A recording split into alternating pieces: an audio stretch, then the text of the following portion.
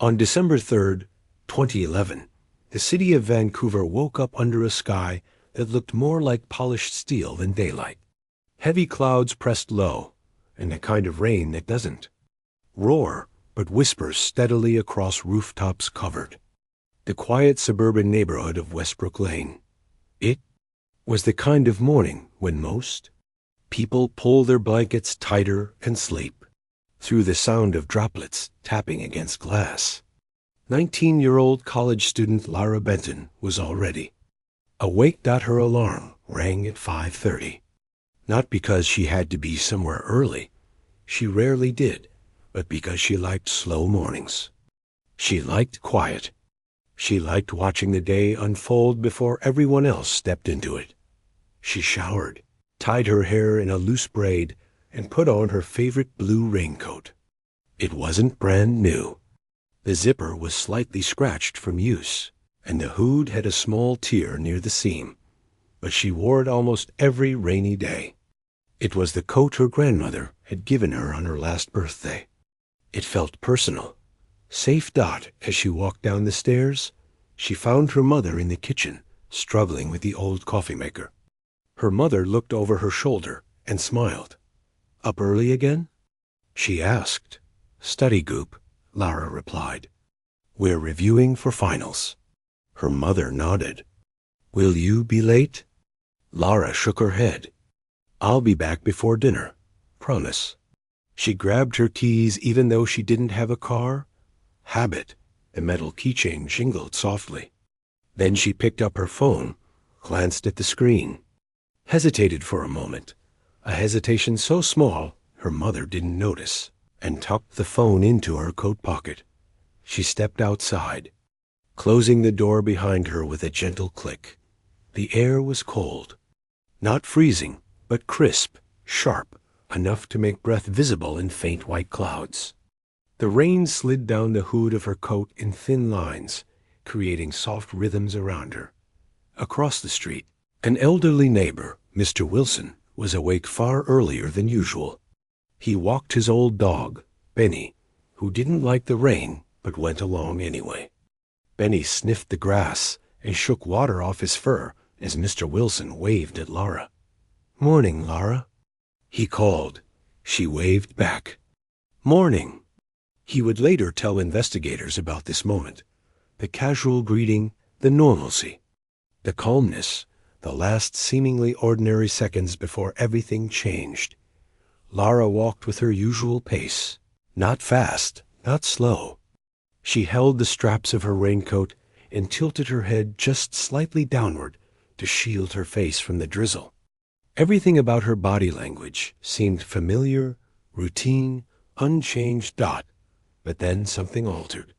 Something so subtle that even Mr. Wilson didn't register it until hours later during his interview.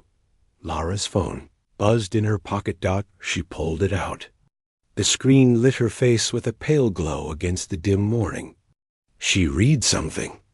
She stopped walking, completely stopped. Her expression tightened. Not fear, not shock, but confusion.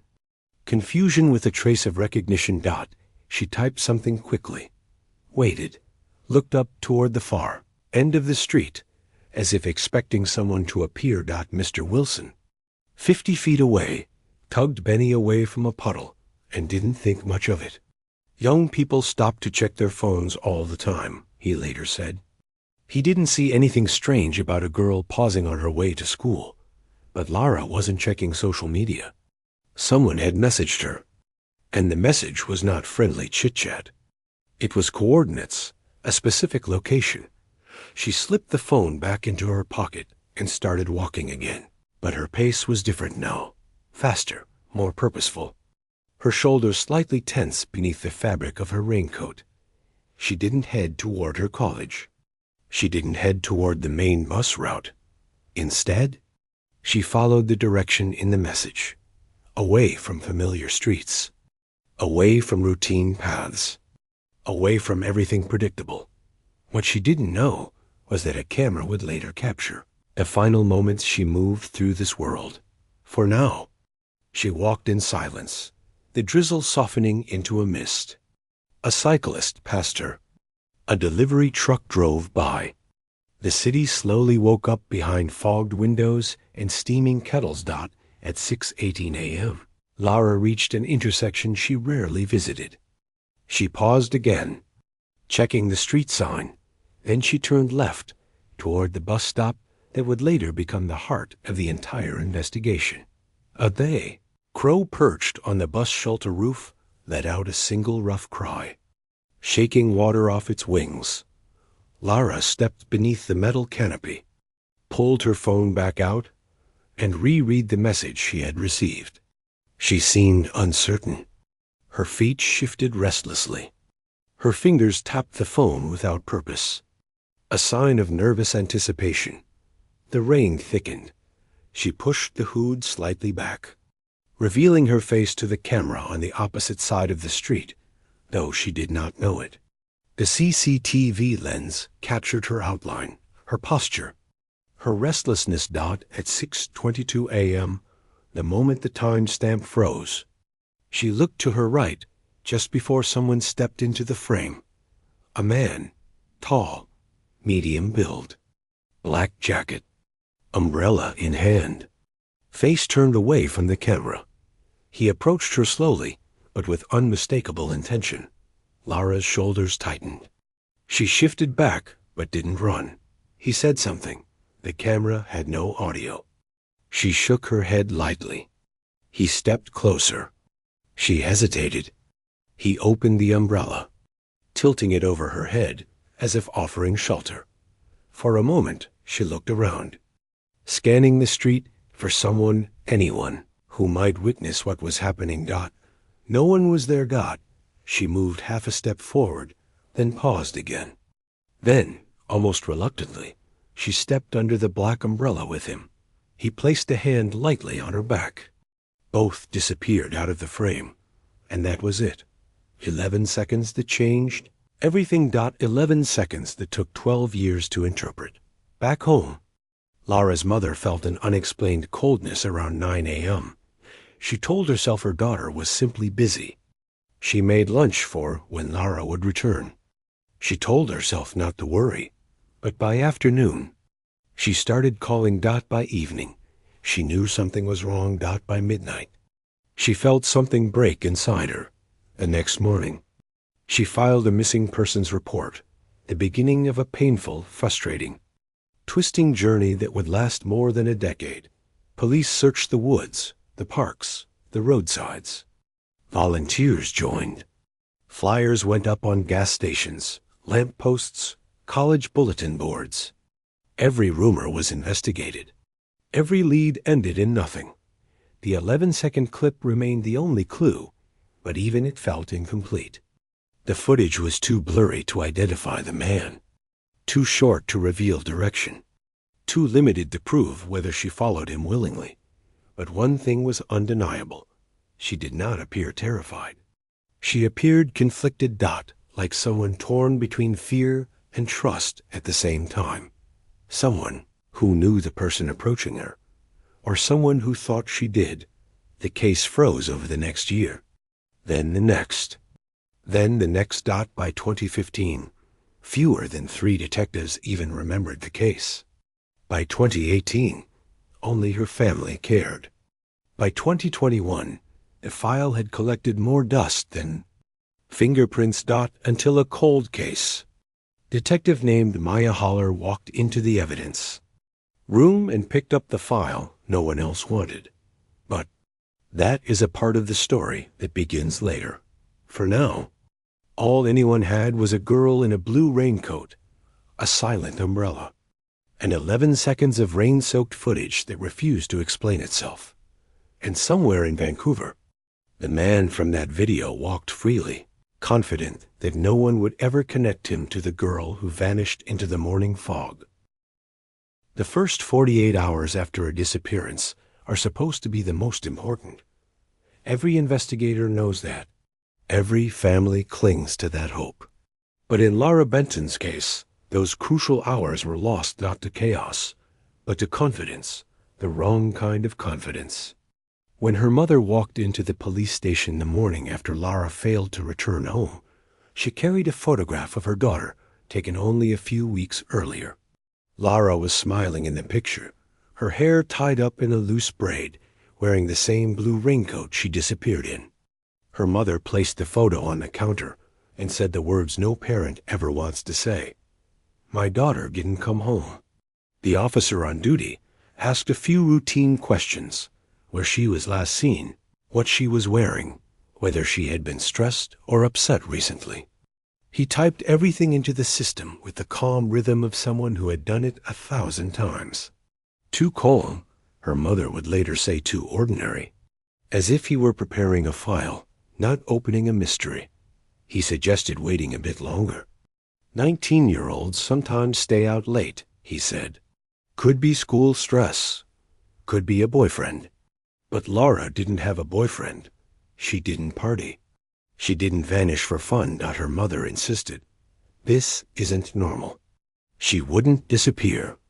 Only then did the missing persons process begin. By the time officers visited Lara's home, nearly 16 hours had already passed since she was last seen. Her room was inspected. Her desk was untouched. Her sketchbook remained open to a half-finished drawing. Her wallet was still inside a drawer. Nothing suggested a planned trip, a sudden escape, or a runaway's impulse. Detectives asked if Lara had argued with anyone recently. Her mother shook her head. Her father said she had been busy with school, but nothing more. It seemed like there was no motive for her to run away, but the lack of motive did not deepen the investigation. It slowed it. Without signs of violence, forced entry, or struggle, the case lingered in an uncomfortable space, not serious enough to trigger emergency action, not calm enough to dismiss. The officers canvassed nearby streets, knocked on a few doors, collected statements from neighbors. Most had been asleep. Most had seen nothing unusual. Only Mr. Wilson had seen her walking down the street early that morning. He repeated what he saw. She looked at her phone, stopped walking, like she recognized something or someone. The detectives asked, "Did she seem afraid?" Mr. Wilson hesitated. "No, just uncertain." That word, uncertain, ended up shaping the entire direction of the investigation. Instead of assuming danger, detectives assumed indecision. Instead of assuming threat, they assumed distraction. It was one of the first mistakes. A small assumption that grew into a larger narrative. Meanwhile, Lara's family printed flyers and searched on their own. Friends formed groups. Volunteers combed through parks, community centers, bus stops. Every hour that passed added an invisible layer of fear that settled into the Benton household like dust. 2 days later, police obtained the 11-second CCTV clip.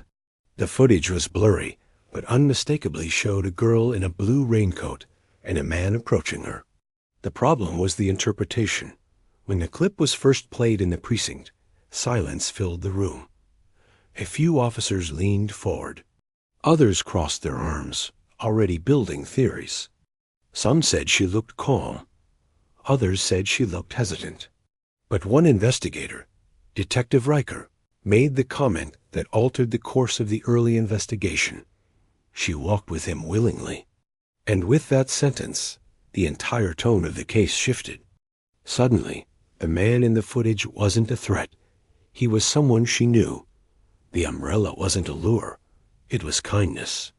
The tilt of her head wasn't fear. It was familiarity. And Lara wasn't abducted. She left voluntarily. This interpretation spread through the department. Words like stress, voluntary, and temporary separation appeared in the internal notes. Even though her family insisted she would never leave without telling them, the footage became a powerful, misleading anchor. Her mother watched the video and shook her head. "That's not her walking normally," she said. "Look at her shoulders. She's tense." But her voice couldn't compete with the grainy image that seemed to tell its own story. 2 more days passed. Rain washed away potential evidence on the streets. Security cameras across the area had already overwritten older footage, leaving no trail beyond those 11 seconds. A city full of cameras turned out to be blind where it mattered most. Detectives tried tracing phone activity, but learned that Lara's phone hadn't pinged a tower since the morning she disappeared. That suggested either the battery died, the phone was turned off intentionally, or, something no one wanted to say out loud, the phone had been destroyed.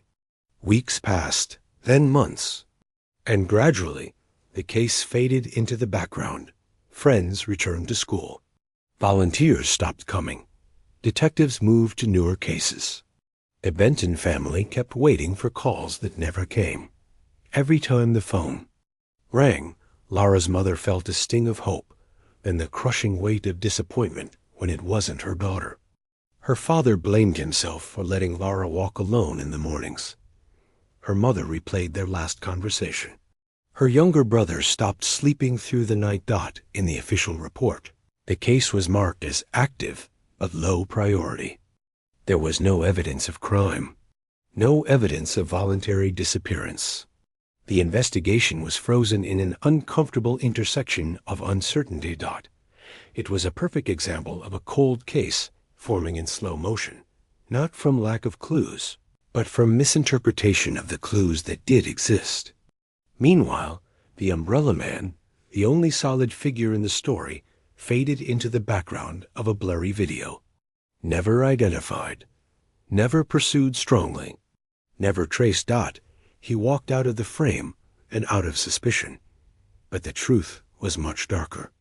While police assumed Lara walked away on her own, the reality was that her final moments on camera were nothing like a voluntary departure.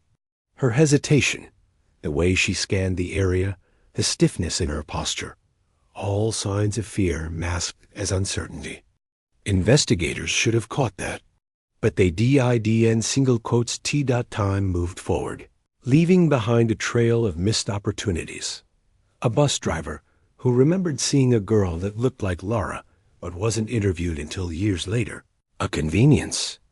Store clerk who saw a man matching the umbrella figure but was ignored because he wasn't relevant.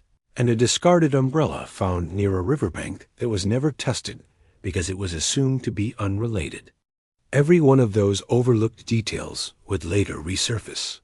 Every one of them contained fragments of the truth. But at the time, the case hardened like ice. The file was boxed, labeled, and stored on a shelf among hundreds of unresolved disappearances. Detectives changed.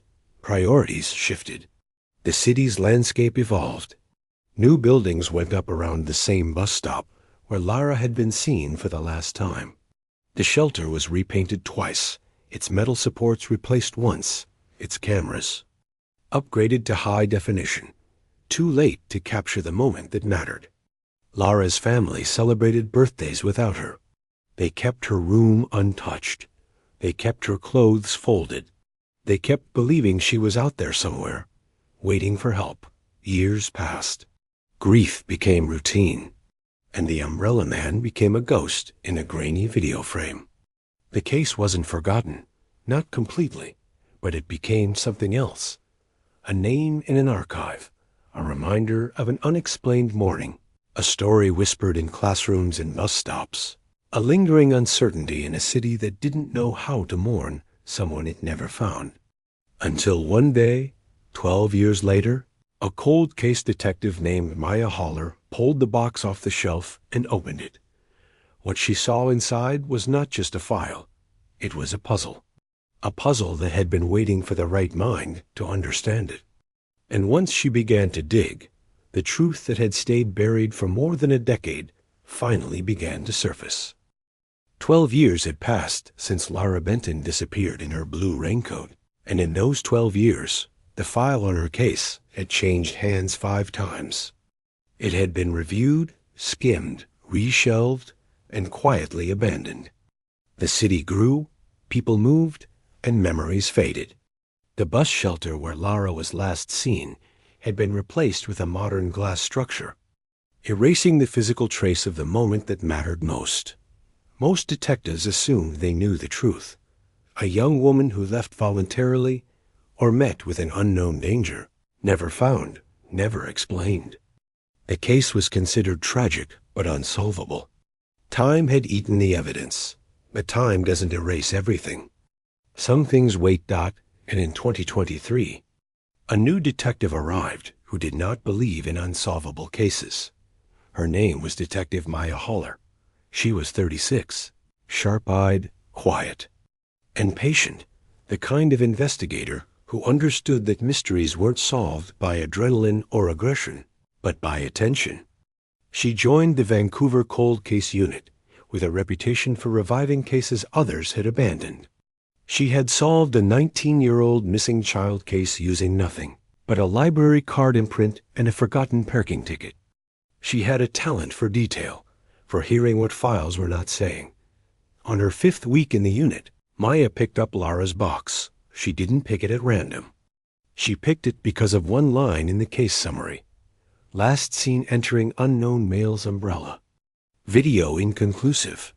To Maya, there was no such thing as an inconclusive video, only a poorly interpreted one. She placed the box on her desk, opened it slowly, and looked through every document as though it were brand new. Inside were photocopied statements from neighbors, early investigator notes, printed phone logs, a few low-resolution photographs, and at the bottom of the stack, the DVD holding the 11-second CCTV clip. Maya slid the disc into her laptop and watched the video silently. Once, twice, 10 times, 30 times. She watched the way Lara shifted her feet, the way her breathing pattern changed, the way the man approached, not from the side but from behind the shelter, a blind spot. She noticed something everyone else had missed. Lara looked toward the street twice before the man arrived, as if expecting someone else. The man appeared at the exact moment she lowered her guard. That's timing, Maya whispered to herself. Not coincidence. She replayed the part where the man opened the umbrella. His hand gesture was too practiced, too fluid. It didn't look like a stranger offering help. It looked like someone repeating a familiar action, someone who had used that gesture before. At frame 9, she noticed something else. On the man's wrist, when the umbrella tilted, the light reflected on a metallic object, a watch, but not an ordinary one. The flash of blue caught her attention. She zoomed in, enhanced the frame, and saw it clearly. Silver oval-shaped watch with a deep blue strap. She paused the frame and leaned back. That's rare, she murmured, but this was only the beginning. She turned her attention to the phone logs. Lara received her last known text at 6:10 a.m. The content wasn't saved. But Maya noticed metadata that previous investigators had either ignored or misunderstood. Buried in a technical printout was an alphanumeric code, 45.612, 122.878 coordinates. Her breath slowed. Coordinates aren't casual. Coordinates aren't mistakes. Coordinates mean intention. The message Lara received wasn't a conversation. It was a command, a summons, and the location tied perfectly to the bus stop in the CCTV footage. Someone had guided her there. Maya leaned forward, reviewing the technical sheet again. The sending device wasn't associated with any known contact on Lara's phone. It came from a prepaid number registered under a false name. But false names leave trails too. She requested a digital subpoena for the archived telecom data. It took 2 weeks for the response, but when it came, it changed the direction of the case. The number used to send Lara the coordinates had pinged from a tower near Westbrook Lane at 5:57 a.m. on the morning she disappeared. Then again near the gas station at 6:17 a.m. Then it shut off permanently. Those towers formed a triangular path. A path someone walked. A path someone planned. Using the old tower logs, Maya created a rough movement map, a map that led directly to the bus stop Lara arrived at. 12 years, she whispered. He walked the same route 12 years ago.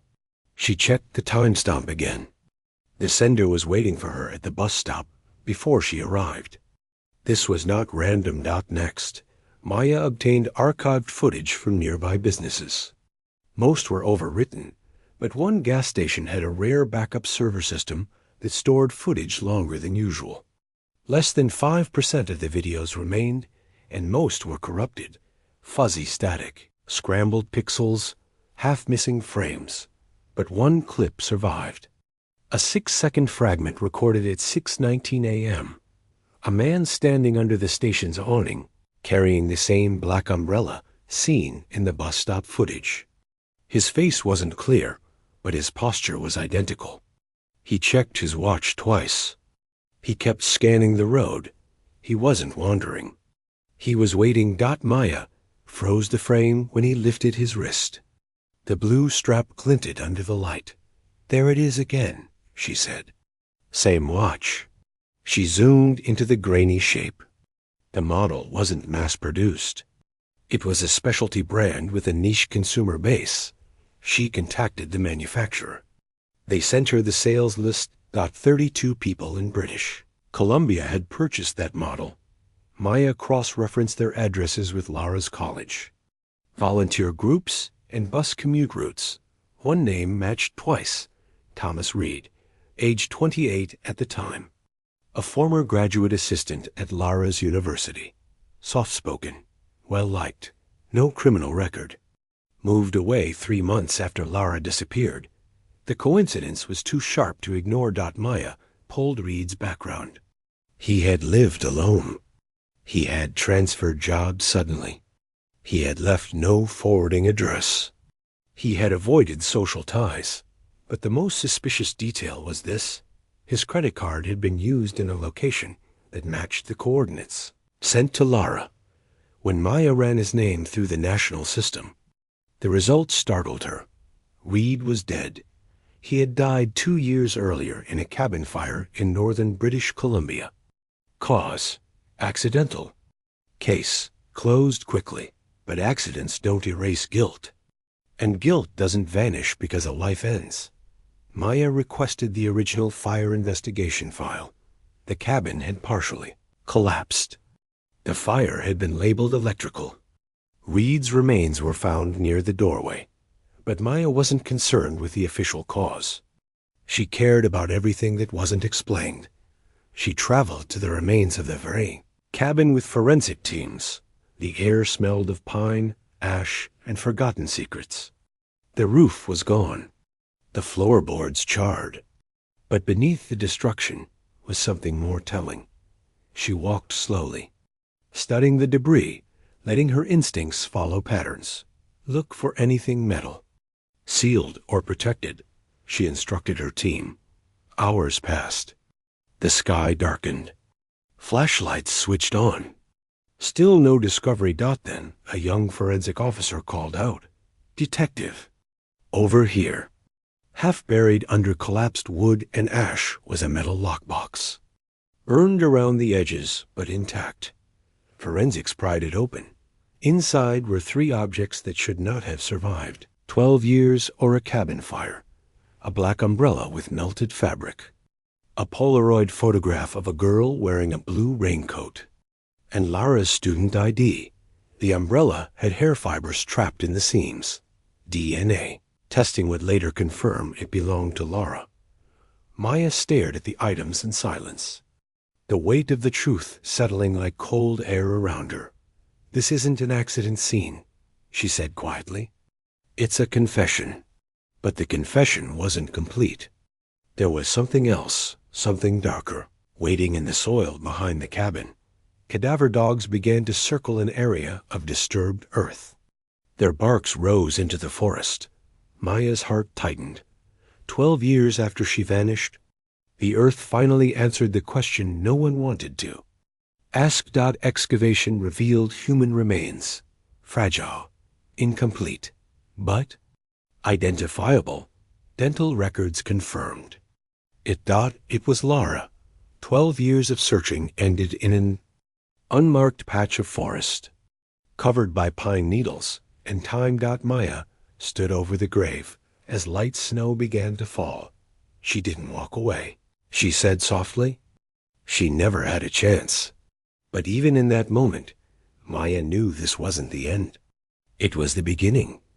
If Reed was dead, someone had to know what he did. Someone had to help bury the truth.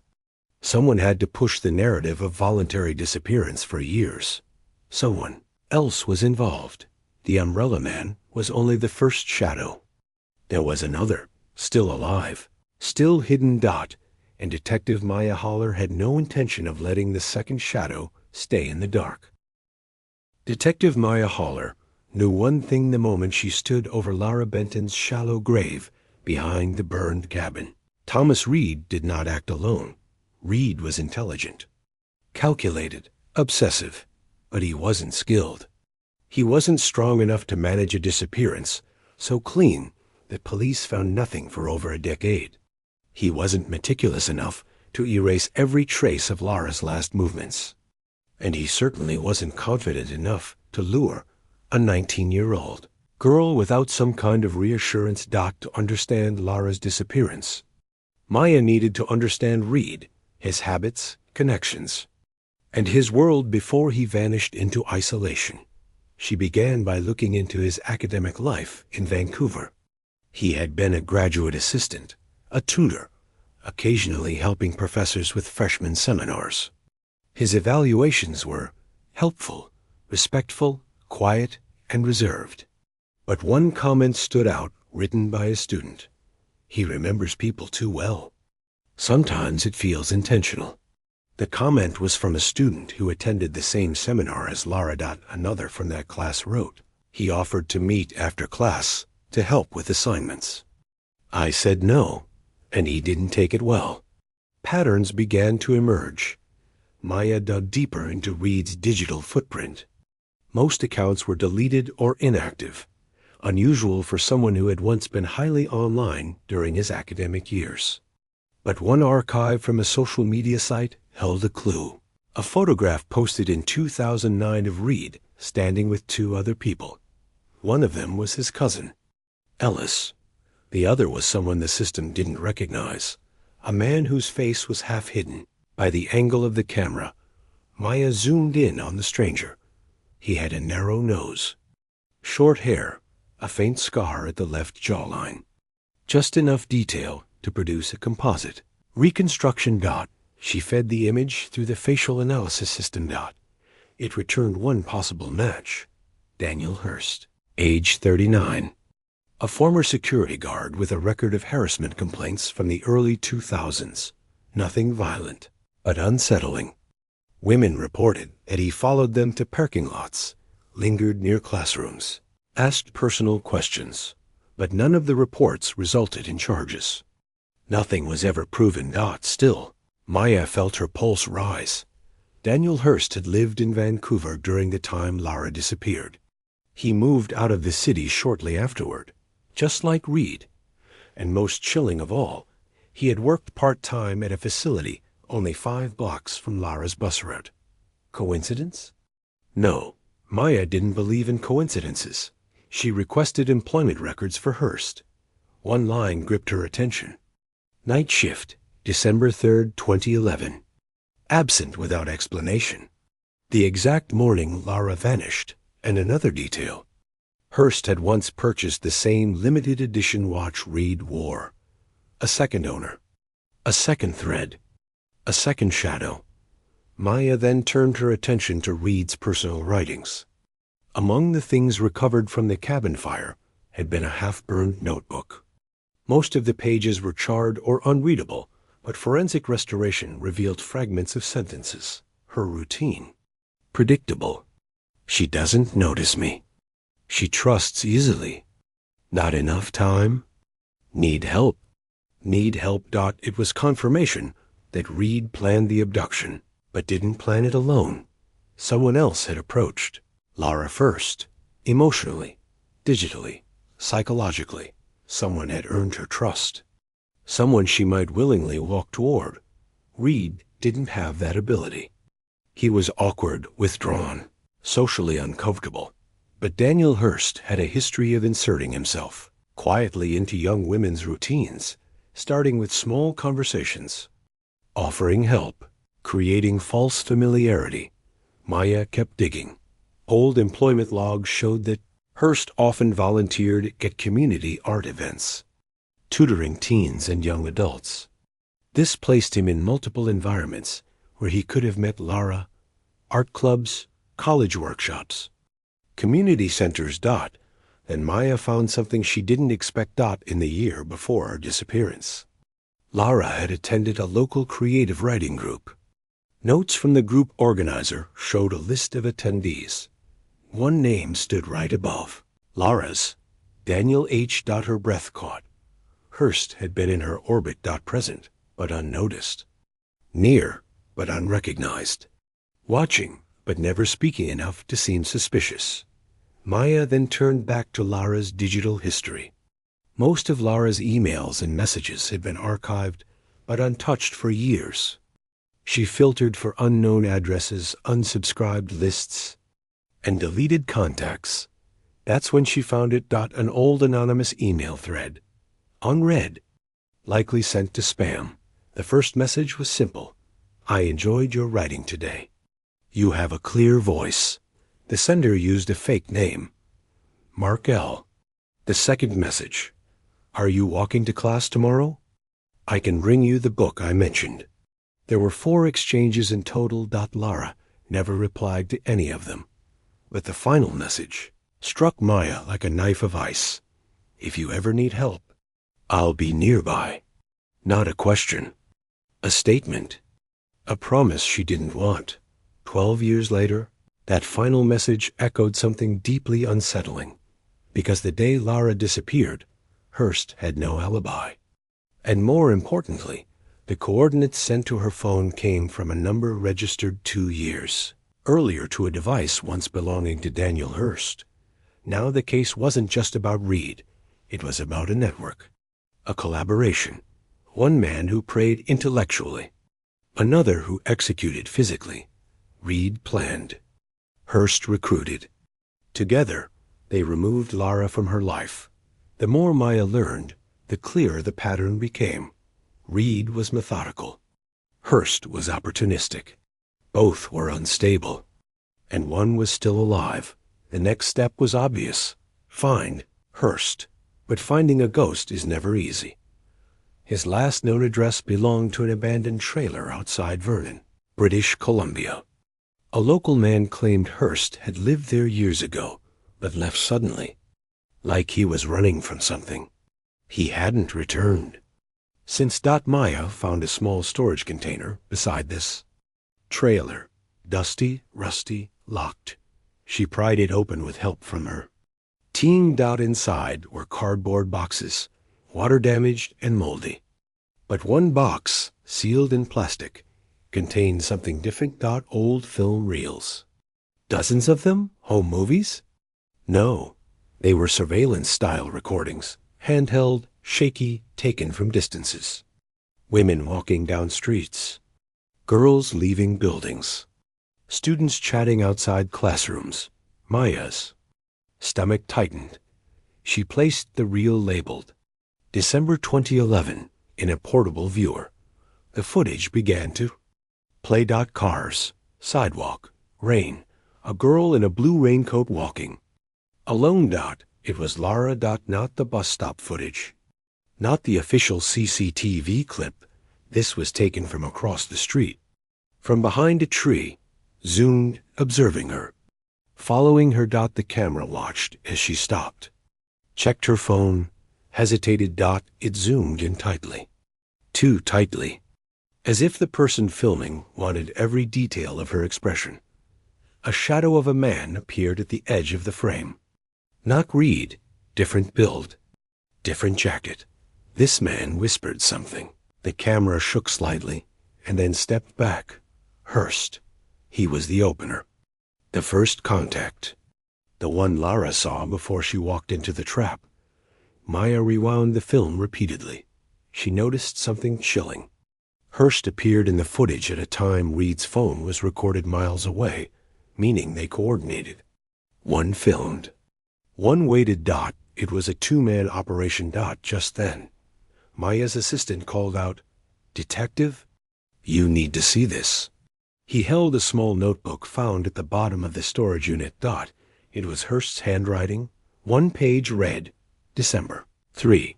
She finally replied, "The place is set. He will take her from there." She finally replied. Replied to what? Maya scrolled back through Lara's digital metadata and found something overlooked even in her own first review. At 5:52 a.m. on the morning she disappeared, Lara had sent a short message to an unknown contact. Okay. No one had ever questioned why. What question had she been answering? What had she agreed to? And who convinced her? Maya looked back at the storage files. Videos, notes, maps, observations of Lara's routine. But one box remained sealed. She opened it. Inside were letters. Printed emails. Journal entries, all written by Hurst. One line chilled Maya to her core. She thinks I'm someone else. Someone else. Hurst had pretended to be a friend, or a classmate, or a mentor, or someone Lara trusted. He crafted the digital identity. Reed executed the physical abduction. For 12 years, this truth slept under layers of ash, mold, dust, and time. But Detective Maya Haller had just unearthed the second shadow, the one the world forgot, the one still alive, and she understood something instantly. If Hurst had gone this far for Lara, then he might not have stopped at one victim. Her hands trembled slightly as she held the notebook. Because one last phrase stood at the bottom of the page. She wasn't the only one. Detective Maya Haller stared at the line written in Daniel Hurst's notebook. She wasn't the only one. The words pressed against her chest like a weight. Up until now, Lara's case had been devastating but contained. The abduction was terrible, the circumstances horrific, and Reed's involvement monstrous, but it was a single case. Now Maya understood it was not. The notebook was old, the ink smudged in places, but the sentence was unmistakable. It wasn't written as a metaphor, and it wasn't vague. It was a confession. A map, a warning. There were more victims. Maya flipped through the rest of the notebook. Some pages were blank, others filled with incoherent scribbles, short phrases, disjointed thoughts, fragments of sentences that revealed a fractured mind. But on page 12, she found a list. 5 first names. Nothing more. Amy, Julia, Kara, Mia, Lara. 4 names crossed out. Lara's name untouched. Maya froze. She whispered each name aloud, tasting the gravity of each syllable. Were these his targets? Past victims? Future plans? Her hands trembled slightly as she opened another notebook found beside the first. This one was Reed's. Inside, although most pages were burnt, a few sentences remained readable. Too risky with the first 3. One disappeared on her own. One had police looking. 4th resisted. But the last one, she will not be missed right away. She is quiet, predictable. Quiet, predictable. They had chosen Lara because she followed a routine. Because she didn't alarm easily. Because she was kind. Maya felt sick. She turned to the forensic tech. Check national missing persons databases. Look for girls or young women named Amy, Julia, Kara, or Mia. Disappearances between 2007 and 2013. The tech nodded and began typing. While he worked, Maya scanned the rest of the recovered footage. Dozens of reels shot by Hurst, long before Lara disappeared. They showed women he followed through grocery stores, libraries, bus routes, parking lots. Not all were students. Not all were young. Some looked terrified. Others never noticed him. He filmed them walking, studying, laughing, living. He filmed them without their knowledge. Hours of footage, meticulously labeled. Some reels were marked with dates and times. Some were simply marked with symbols. But one reel, marked only with a blue X, changed everything. Maya placed it into the viewer. The footage was shaky, handheld. Rain fell across the lens, blurring the edges. The camera followed a girl with short black hair, holding an umbrella decorated with a floral pattern. She walked quickly, frequently glancing behind her. She was afraid. The footage continued for several minutes as she walked through a crowded market, past a bus station, and toward a parking garage. Then suddenly, the camera jolted sideways. A hand appeared in the frame.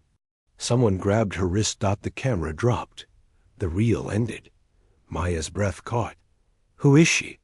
The assistant whispered. "I don't know," Maya said quietly. But she mattered to someone. At that moment, the tech monitoring the database called out, "Detective, I found a match." Maya rushed to the screen. Cara Fleming, age 20, went missing in 2009. Case unresolved. Last seen in a market district. Car found abandoned near a parking garage. Maya's skin prickled. The girl in the footage was Kara. She had been missing for 14 years. Now Maya had proof she'd been stalked. By Hearst, and possibly abducted. Another officer spoke from across the room. "Detective, I have another hit." Maya hurried over. Amy Torres, age 17, missing since 2008. Left school early, never returned. Case labeled runaway. Another name from the notebook. 2 found. 2 still unknown. Maya reached for her phone. She needed missing person files for every name. The truth was unraveling faster than she expected. Hearst wasn't just a stalker. He wasn't just an accessory. He wasn't just a shadow in Reed's plan. He was a predator, a hunter, someone who thrived in silence and routine and anonymity. If Reed was the obsessive academic who wanted control, Hearst was the opportunist who knew how to exploit it. They were partners. One planned, one executed, one trapped, one erased, and the partnership had begun long before Lara. Maya turned back to the storage unit. Something about the boxes felt off. Too organized, too sequential. Each reel, each notebook, each journal entry seemed arranged deliberately. Someone wanted this found, or someone assumed it never would be. At the bottom of the final box lay a metal tin. Inside was a single sheet of paper, yellowed, folded many times. Maya opened it carefully. It was a map. Not of Vancouver. Not of any cabin, but of a highway route leading north, toward a remote mining town. One location on the map was circled 3 times. Old Smith Quarry. Keep out. Underneath, in Reed's handwriting, only he knows the way. He, not I, not me. Not we. He. The accomplice. Hearst. And suddenly it made sense. Reed disappeared into isolation after Lara, because he wasn't hiding alone. Hearst had helped him. Hearst had brought him supplies. Hearst had taken girls before. And when Reed died in the cabin, fire, perhaps by accident or perhaps by despair, Hearst didn't return for his belongings. Because he no longer needed them. He had moved on to somewhere else, somewhere remote, somewhere safe, somewhere off grid. Maya called forensic teams. Search every inch of this trailer again. Look for anything with a date, a signature, a location. Hours passed. Then an officer approached her with a phone, an old flip-style device found inside a toolbox. When charged, it held only 3 messages, all unsaved drafts. The first said, "Cabin safe for now." The second, "She trusts my voice." The third, "North Road, Quarry." That was the confirmation Maya needed. Hearst was alive. And he had been in contact with Reed, not 12 years ago, but possibly as recently as 2. The trail wasn't cold. It had been warm all along, only buried beneath failure and assumption. The next step was obvious. She gathered her team, pointing at the map. "We're heading to Smith Quarry." Before anyone could respond, the tech monitoring missing person databases spoke again. "Detective, I found something else." He turned his screen around. A name appeared. Mia Thompson, age 22, missing since 2012. Last seen traveling north on Highway 49 toward the old mining region. The quarry was in that direction. Maya's heart raced. Hearst hadn't just taken one girl, or two, or three. He had a pattern, a hunting ground. A root dot and the final line in the notebook echoed through her mind. She wasn't the only one. But Maya felt something deeper, something colder, something she couldn't shake. She won't be the last one either. Unless they found him now. The team prepared to move. Guns loaded.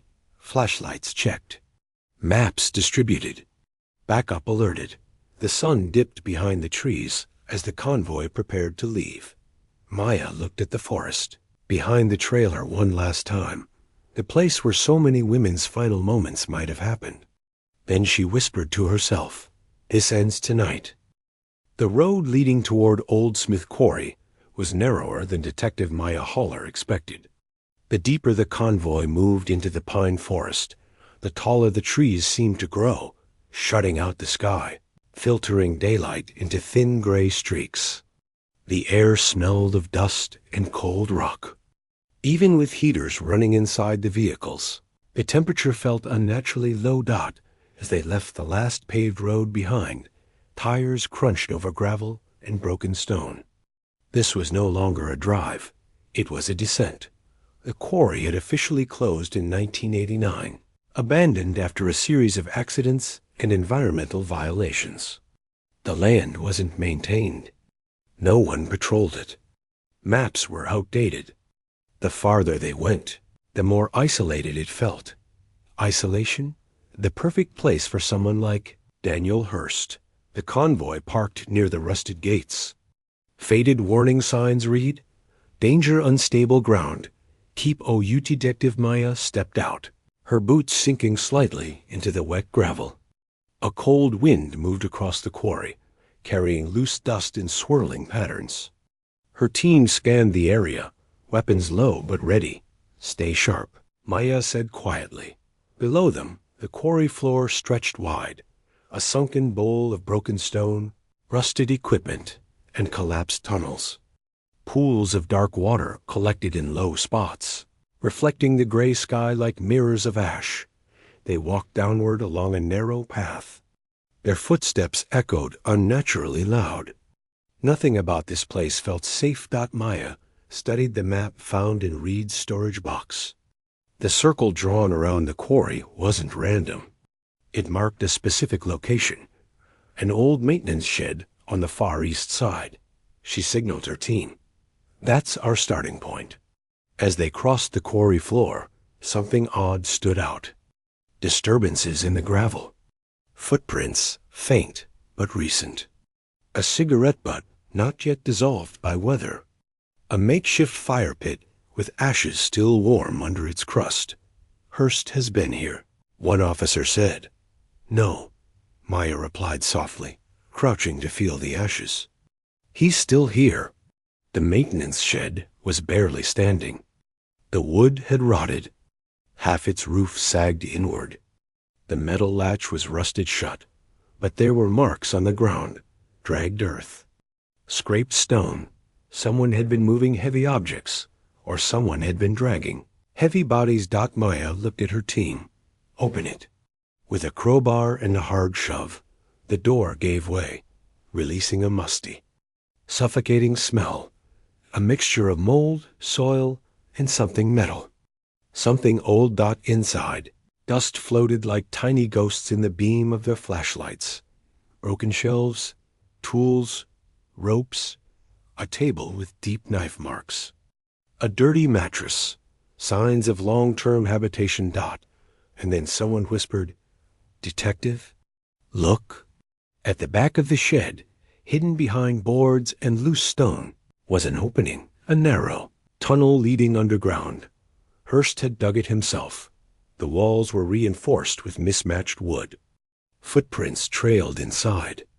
The earth beneath was packed tight, walked on repeatedly. Maya's heart pounded. Hearst used this as a hideout. maybe for years. They entered the tunnel slowly, weapons raised. The air was colder inside, heavy, unmoving, like a breath held for too long. The tunnel twisted sharply left, then downward. Then it opened into a small chamber. When the flashlight swept the walls, the team froze. There were photographs. Hundreds of them, taped from floor to ceiling. Lara, Kara, Mia, and 2 other girls. Faces Maya recognized from the missing persons database. Images dated 2007, 2008, 2009, 2011, 2012. Pictures of them walking to school. Pictures of them alone at bus stops. Pictures taken through windows. Pictures taken at night with flashlights. Pictures of them looking over their shoulders. Pictures where they looked directly into the camera, but didn't know someone was staring back. One officer whispered, "My God." "This is a trophy room." "No," Maya corrected him quietly. "This is a hunting room." Below the photographs were notebooks, meticulously labeled. The titles chilled her. Routine, habits, weaknesses, approach methods.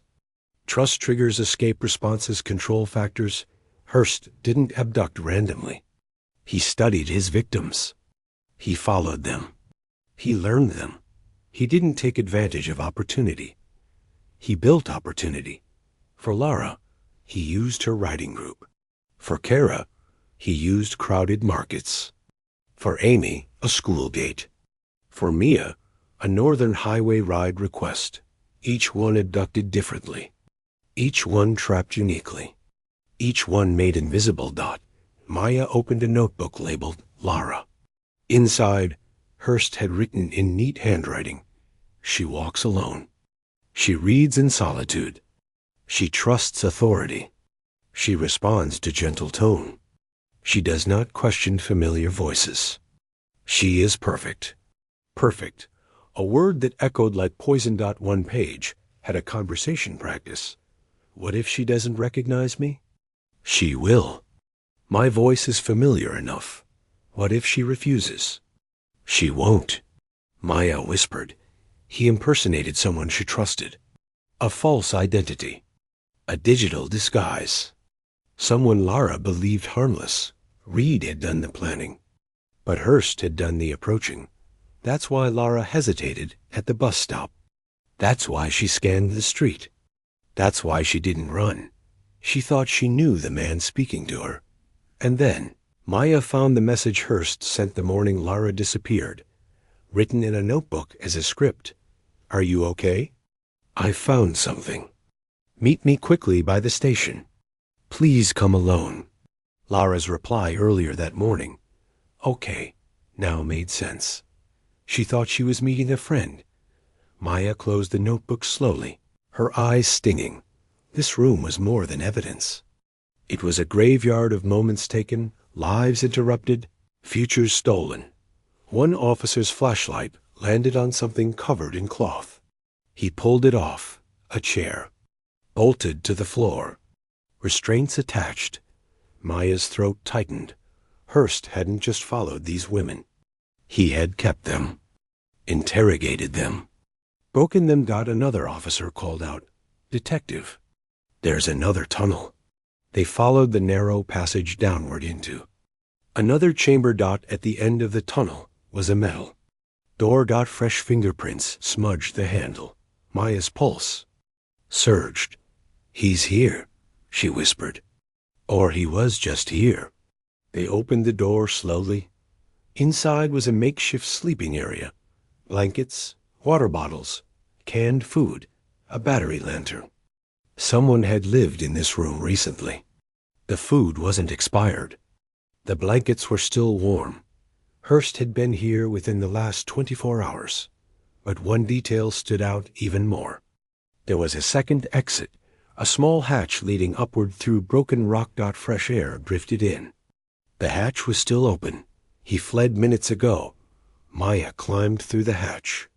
It led to the outside of the quarry, near a slope concealed by trees. A perfect escape route. He had heard them. He had known they were coming. Hearst had vanished into the wilderness. But he didn't leave empty-handed.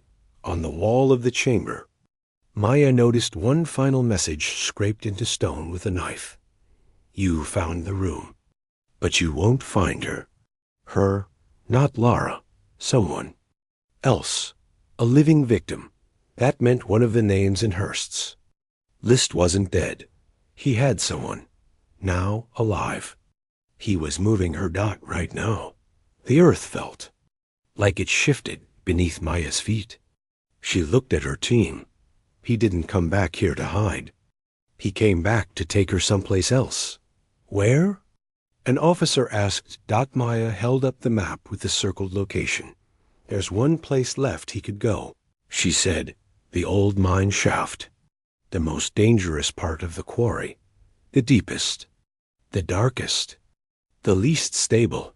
A place no one would ever think to look. At least, not until now.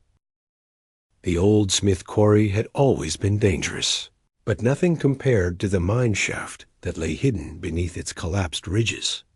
Once the heart of the quarry's operation, the shaft was abandoned decades earlier after structural failures made it unsafe. No one went inside anymore. No one dared. Except one man, Daniel Hearst. Detective Maya Haller stood at the entrance to the shaft, her flashlight cutting through the darkness like a blade. The ground sloped steeply downward, and the air smelled of rust, dirt, and damp earth that hadn't seen sunlight in years. Everyone proceed slow, Maya instructed, her voice steady. Watch the ground. If he's down there, he knows this place better than we do. The officers followed, spaced apart, boots crunching quietly against loose gravel. Every few seconds, an echo traveled through the shaft, distant, faint, unsettling. Their lights revealed remnants of old mining carts, rusted rails and graffiti from trespassers long gone. Halfway down, they found something that froze them. A shoe, a small one, women's size. It was dusty, but not ancient, maybe days old. Maya picked it up, examined the sole, the stitching. This belongs to someone alive, she whispered. He took her down here. The teen moved deeper. The tunnel grew tighter, the ceiling lower. The walls sweated moisture. Their breaths fogged in the cold air. And they saw it. A faint light flickering far inside the darkness. A lantern, not old, not abandoned, but recently lit. The teen formed a semicircle and advanced silently. As they approached the lantern, a new sound emerged, soft crying, not loud, not desperate, just quiet, broken sobs echoing through the rock. Maya signaled everyone to stop. She raised her flashlight. There, in a carved-out corner of the mine, sat a young woman, thin, trembling, wrapped in a dirty blanket. Her wrists were bruised, her hair tangled, her eyes red from exhaustion and fear. She looked up at Maya, startled, unsure whether she was being rescued or taken deeper into hell. It's okay, Maya said gently, lowering her weapon. My name is Maya. We're here to help you. The woman stared at her, hesitant, unable to trust. What's your name? Maya asked softly. The woman's lips trembled. Mia, she whispered. Mia Thompson. Missing since 2012, Hearst had kept her alive. All these years. Maya's voice cracked despite her training. It's over, Mia. You're safe now. But Maya shook her head violently. No. No, he's still here. Before anyone could react, a voice echoed from the darkness behind them. Calm, cold, almost amused. You're too late. Everyone spun around. A beam of a flashlight flickered deeper in the shaft. A silhouette stood at the edge of their light. Tall, still, watching. Daniel Hearst. His face was gaunt, older than his photos. His eyes hollow yet focused, like a man whose mind lived entirely in shadows. He held no weapon, at least none they could see, but the confidence in his stance made every officer grip their firearm tighter. Maya stepped forward, Flashlight aimed at him. Daniel Hurst. She called. It's over. Stay where you are. He tilted his head slightly, like someone observing an insect. Detective Haller, he said calmly. I've been expecting you. The words sent a chill through the entire team. You've hurt enough people, Maya continued. It ends here. Step forward, slowly. Hands visible. Hurst smiled faintly. You think you found everything, he said quietly. You think you understand? He tapped his chest lightly. But you don't understand me. Maya kept her voice steady. I understand what you did. I understand Kara, Amy, Mia, and Lara Benton. His smile vanished. Lara, he whispered, voice shaken for the first time. She wasn't meant to die. Reed was careless. You manipulated her, Maya said. You pretended to be someone she trusted. You lured her. She needed someone, Hurst replied. She needed direction. They all did. You hunted them, Maya snapped. You stalked them. You treated them like experiments. He looked hurt by the accusation. I treated them like possibilities. That sentence alone made every officer's skin crawl. Maya took another step. Reed is gone, she said. You're alone now. You don't have anyone to protect you, Daniel. Hurst chuckled. I don't need protection. I need to complete my work. What work? Hurst said nothing at first. Then, removing the misfits. The lonely ones.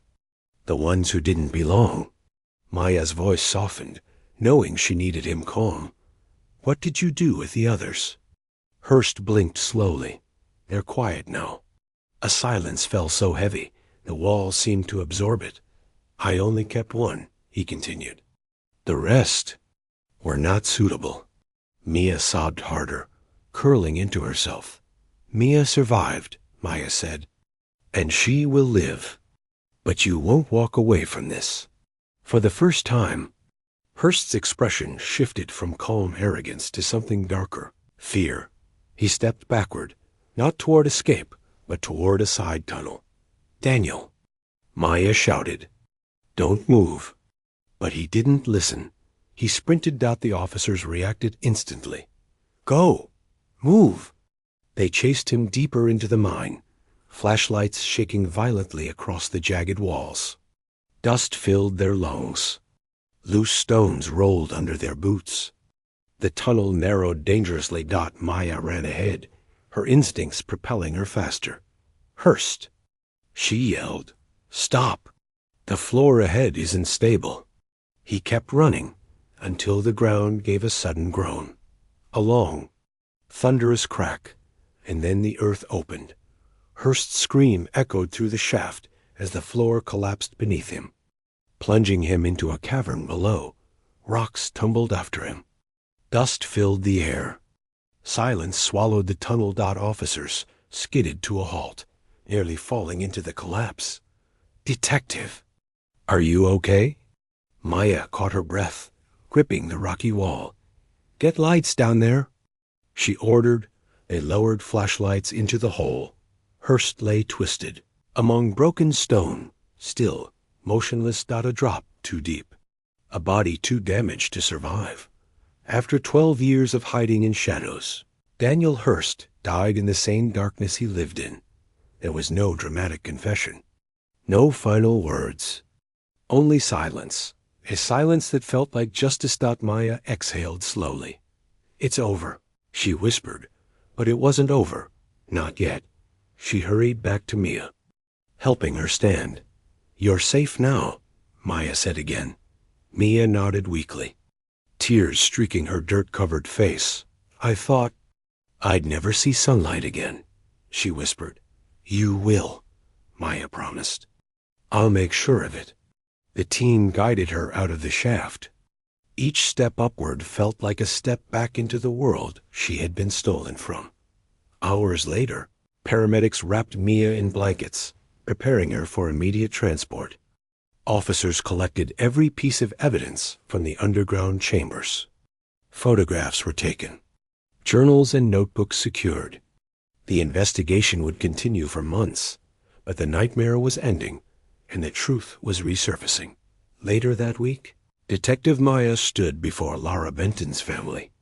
She told them everything. How Lara was chosen, how she was followed, how Hearst impersonated a trusted voice, how Reed executed the abduction, how Reed died, how Hearst continued alone, how Mia survived, and how Lara's final resting place had been found. Her mother wept quietly. Her father stared at the floor. Her younger brother, now grown, closed his eyes, whispering a thank you that trembled with 12 years of buried pain. At the funeral, Maya said nothing. She simply stood beneath a gray sky, rain touching her coat, mirroring the day Lara disappeared. 12 years.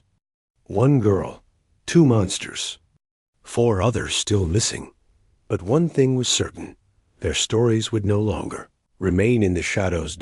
In the cold case unit, Maya wrote her final report with a sentence that echoed the arc of the entire investigation.